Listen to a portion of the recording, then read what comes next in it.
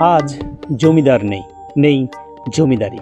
তবে অযোধ্যা জমিদার বাড়ির ইতিহাস এবং এখানকার পুজো আজও পুজোর সময় এলে মনে করিয়ে দেয় সেই সমস্ত অতীত ইতিহাসের কথা।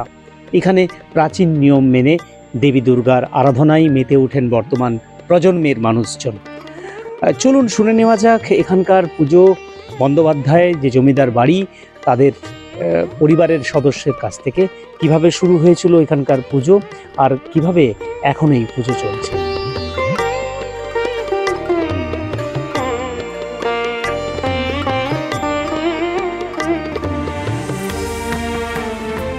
পুজো শুরু হলো আজ থেকে, জমিদের পত্র শুরু হয়েছে আজ থেকে প্রায় 210-15 বছর আগে।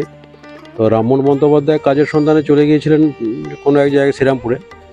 তো সেখানে দীর্ঘদিন কাজ করে তার অধ্যবসায় বা কর্মদক্ষতায় বহু টাকা অর্জন করেছিলেন। সেই অর্জিত সম্পত্তি তার সেজ ভাই লালমোহন বন্দ্যোপাধ্যায়ের হাত দিয়ে বড় ভাইয়ের হাতে পৌঁছেছিল কৃষ্ণমোহন বন্দ্যোপাধ্যায়। সেই কৃষ্ণমোহন বন্দ্যোপাধ্যায় সেই সব সম্পত্তি নিয়ে একটা পর একটা মৌজা ক্রয় করতে করতে প্রায় 100খানা মৌজা ক্রয় করে।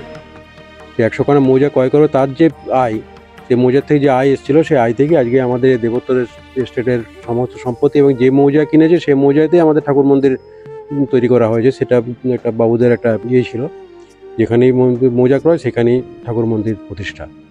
সেই করেই আমাদের দেবোত্তর এস্টেট প্রতিষ্ঠা। আর দুর্গা মন্দিরও আমাদের সেই সময় থেকে আসছে, আজকে 199 বছরের পদার্পণ। তো এইভাবেই আমাদের দেবোত্তরে দুর্গা পূজার প্রচলন শুরু হয় প্রায় 199 বছর আগে।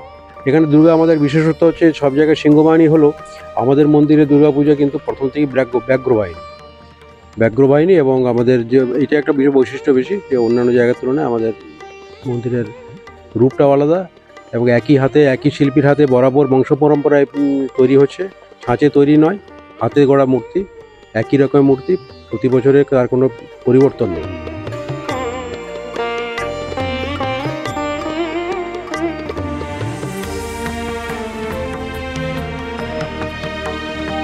আমি 89 সালে এসেছি, সেই থেকে আমার খুব সুন্দর লাগে এখানের পুজোর। মানে অন্য জায়গায় বাজনা মাইক এইসব হয়, কিন্তু এইখানের ওই জিনিসটা না থাকলে পুজোটা খুব সুন্দর হয়।